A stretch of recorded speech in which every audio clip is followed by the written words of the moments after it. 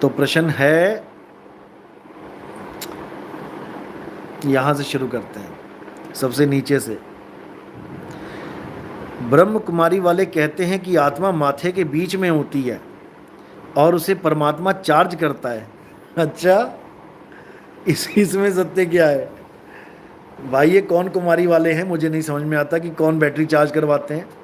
Mobile charge किया जाता है, सेल चार्ज किए जाते हैं, बॉडी चार्ज की जाती है, क्योंकि बॉडी भी सेल ही है, धूप से चार्ज हो जाते हैं।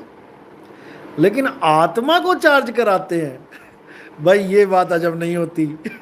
हजम इसलिए नहीं होती क्योंकि आत्मा खुद एक सोर्स है ऑफ एनर्जी। आत्मा तो खुद एनर्जी देता है सबको, आत्मा को कौन चार्ज करेगा?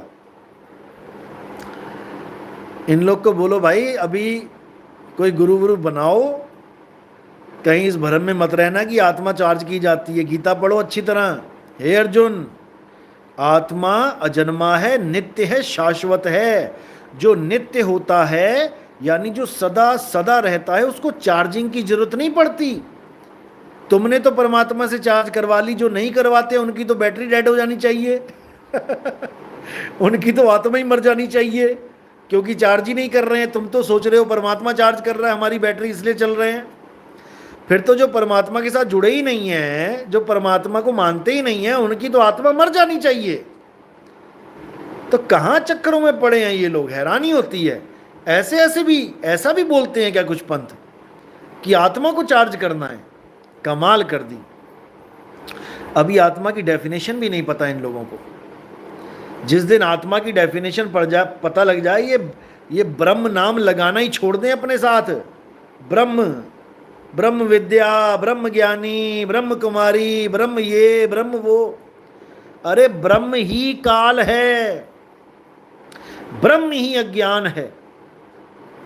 साहिब कहते हैं ब्रह्म बड़ा की जहां से आया, और वेद बड़ा की जिन निर्माया। ई मन बड़ा की जही मन माना, राम बड़ा की राम ही जाना। तो जहां जहां कबीर साहब ने मना किया है, इन लोगों ने उसी को भगवान बना दिया। ब्रह्म बड़ा की जहां से आया, साहिब कहते हैं ब्रह्म बड़ा है जहां से आया, इन्होंने ब्रह्म को भगवान बना दिया।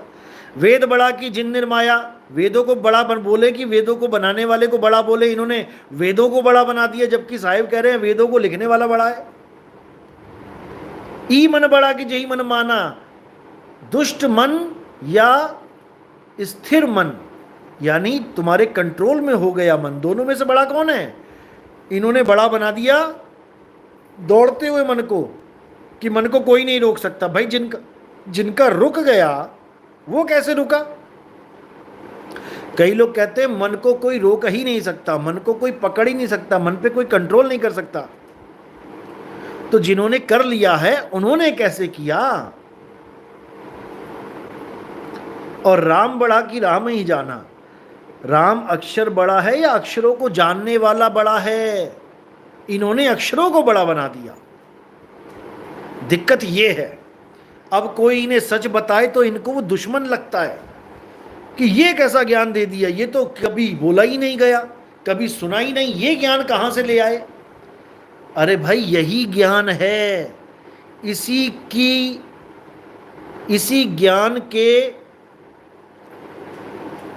ज्ञान के ना होने के कारण तुम्हें आज तक जो दिया गया वो अज्ञान था। इस ज्ञान की कमी के कारण जो भी तुम लोग ने ग्रहण किया वो अज्ञान था।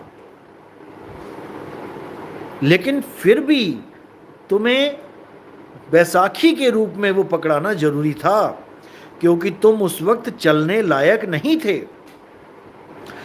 बैसाखी या डंडा केवल बूढ़े ही नहीं पकड़ते कि वो चलने लायक नहीं है, चल नहीं सकते, बच्चों को भी पकड़ाया जाता है, व्हील चेयर दी जाती है उनको, क्योंकि वो भी नहीं चल सकते।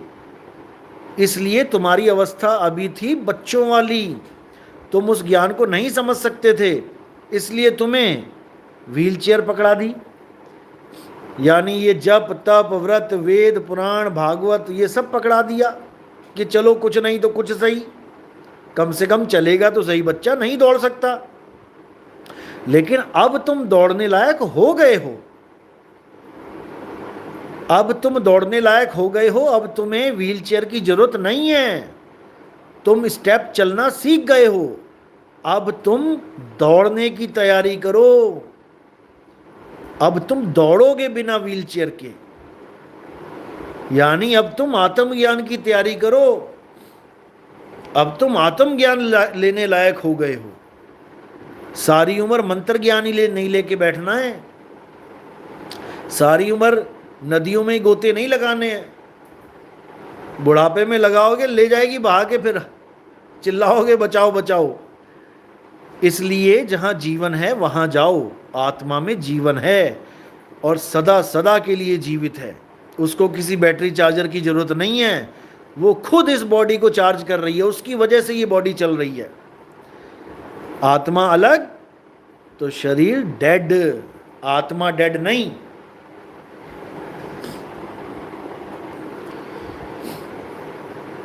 और हाँ, ये जो सवाल था कि ब्रह्म कुमारी वाले कहते हैं कि आत्मा माथे के बीच में है, ये भी नहीं है, ऐसा नहीं है। माथे के बीच में आत्मा नहीं है, माथे के बीच में मन है। मन निज मन करत जहां ठकुराई, सो नैनन पिछवाड़ा है। आंखों के पीछे यहाँ पर मन बैठा है, इसी को ज्योत कहते हैं। मन तू ज्योत स्वरूप है, अपना मूल पछाण। यही प्रकाश है, इसी प्रकाश को मन कहते हैं।